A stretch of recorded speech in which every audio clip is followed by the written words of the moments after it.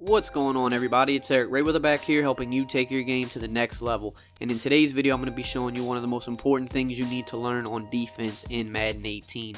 Now, if this is your first time checking out one of my videos and you want to improve your Madden game, go ahead and hit the subscribe button below. Make sure to hit the bell icon so that you join the notification squad and never miss an upload.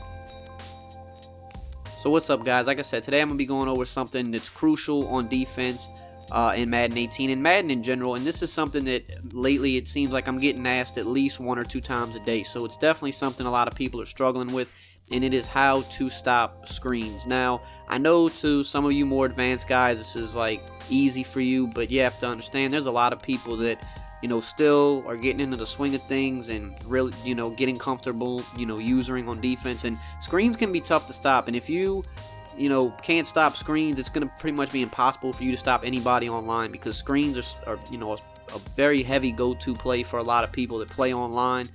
So it's definitely something I wanted to make a video on, because it seems like a lot of people are struggling with this. Now, first and foremost, there is no substitute for using a screen manually. That is the only foolproof way to stop it. In years past, man defense would do a good job at stopping screens. The last couple years it hasn't been that way. There's no really foolproof, at least to my knowledge, defensive coverage that will allow the computer to stop the screen for you every time. It's very hit or miss, so you always want to user it. Now, wide receiver screens are a little bit of an exception. There is kind of a workaround for stopping a wide receiver screen if you don't want to manually user it. But halfback screens, you absolutely have to use it. But we'll talk about wide receiver screens first. So, trying to identify a wide receiver screen, the first thing you need to do is you need to understand what formations you're likely to see a wide receiver screen out of.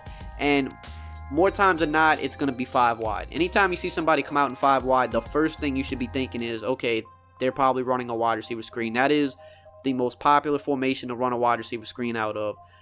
Outside of that, there's not any other formations that are that much of a giveaway. I mean, sometimes trips tight end you can expect a screen, doubles you could expect a screen, but 5 wide is going to be the main one. So if you get hit with a screen once out of any formation, anytime they come back out in that formation, you have to keep in mind that a wide receiver screen is a possibility.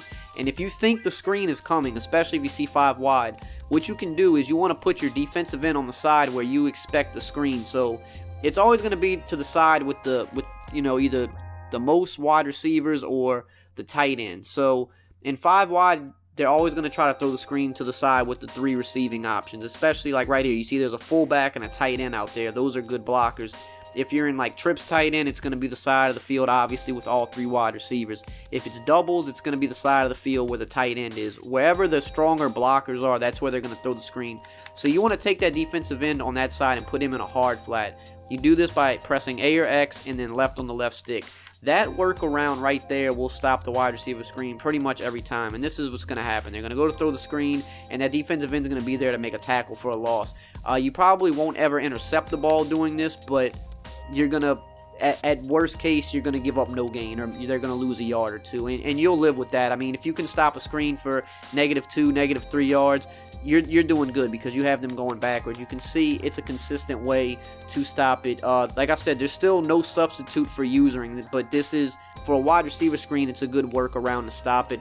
Especially a lot of times people try to, pull out screens in a 3rd down situation when, that's a lot of people's go-to. They're not sure what they want to do, so they'll throw a screen. And if you do this on 3rd down and force them into a punt or a 4th and long situation, then you're doing pretty good. Because when people come out to run screens, 90% of people that run screens, they're not going to throw the ball away or take the sack. They're going to throw the screen even if there's a guy there standing right in front of it, and they'll throw an interception because they're just so used to being able to throw the screen whenever they want it. Now, obviously, if you see the blockers pulling, you should still run over here manually and try to defend it.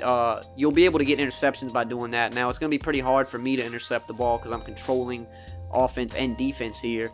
And man, he got sacked there, but it's obvious when it's a screen. It's a dead giveaway because you see all the blockers pull, so you just want to run over there yourself, get in front of the screen, try to make an interception. If you're not comfortable with trying to make the user pick, just get out there and make the tackle.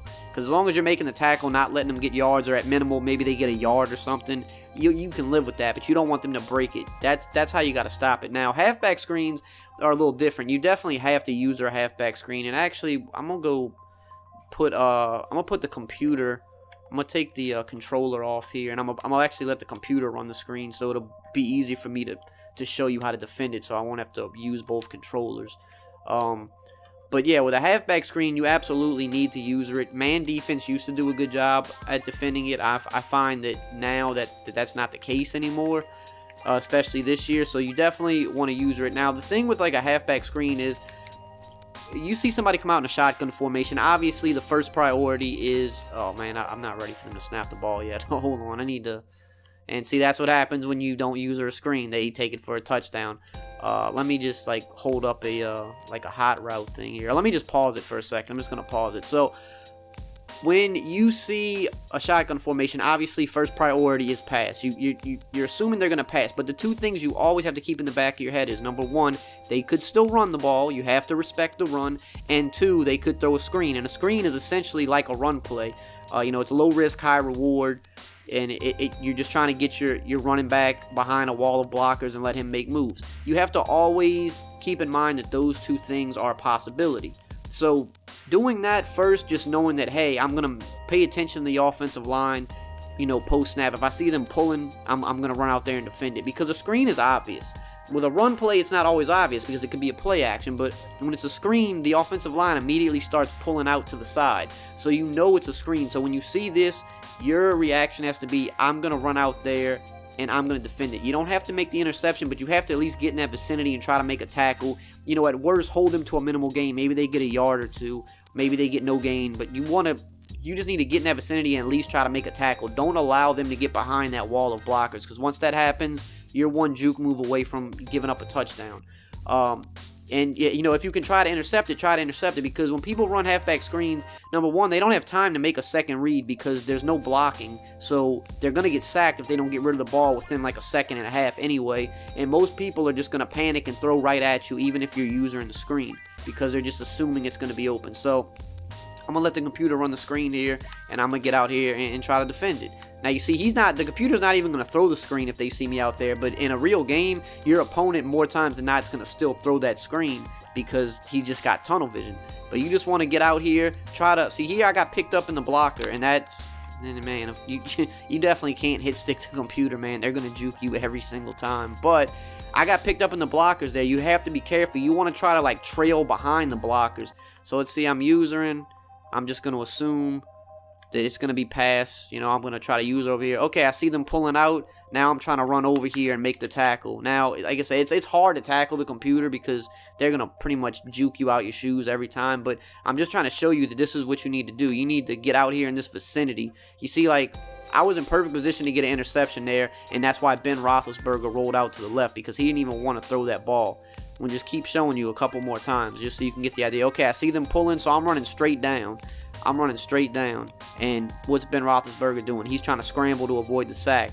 You want to try to run at a diagonal, because you don't want to, see how I'm running at a diagonal right here, and I'm in perfect position to make an interception. If you run more horizontally, I'm going to show you on this example. If you run more horizontally, you run the risk of getting picked up by the blockers. I mean, yeah, I still got through there, but I had to actually cut through the blockers myself. If you run at a diagonal, you're going to just get in that perfect lane to cut off the pass. So watch right here. I'm going to run diagonally. And you see I was right there to make the tackle. He maybe got half a yard there, but I was there to make the play on the ball. I got there a little bit late, so I couldn't get the interception. Okay, I see him pulling. I'm running diagonally. He's throwing it. Bam. And that's a good example there. I'm kind of delaying my user a little bit so that Ben Roethlisberger feels safe throwing the ball. So you see, I'm getting out here. He throws the ball, and now I'm just spamming the A button. If you're on PS4, it'd be the X button. Don't try to make a hit stick or a big play and miss the tackle. Just make the solid tackle for the loss. See, I'm just hitting them for a 5-yard loss every time. If you're a little bit quicker and you read it immediately, you can get the interception, no problem. But I'm just showing you, even if you're a little bit late, you still get there while he catches the ball and you're making the tackle in the backfield. It's that simple. Go in practice mode and do exactly what I'm doing now. Put the computer on offense, play defense, get on your user, and just practice running out there to stop the screen, because this is one of those things that if you just go in a game immediately and try to do it, you're probably going to get caught up by the blockers. You're going to make mistakes. Go in practice mode and just do this for 30 minutes, 15, 30 minutes, whatever it takes. Get out here and just practice running out here at the screen. And don't run immediately like I was doing, because realistically in the game you're not going to identify it like the split second. You're going to identify it like a second later and get out there, but that's still good. As long as you identify it within that second and start running out there, as you can see, you're going to get in that lane and be able to just make the tackle for the loss. You don't, even if you're not getting the interception, it's fine. Just don't allow them to get yards. So go in practice mode and do exactly what I'm doing, and I guarantee you, if you do that for 30 minutes, then once you get in the game, it should kind of be muscle memory at that point. You should be good. So if you guys enjoyed this video and found it helpful, as always, just drop a like, comment, subscribe, and I will see you guys next time.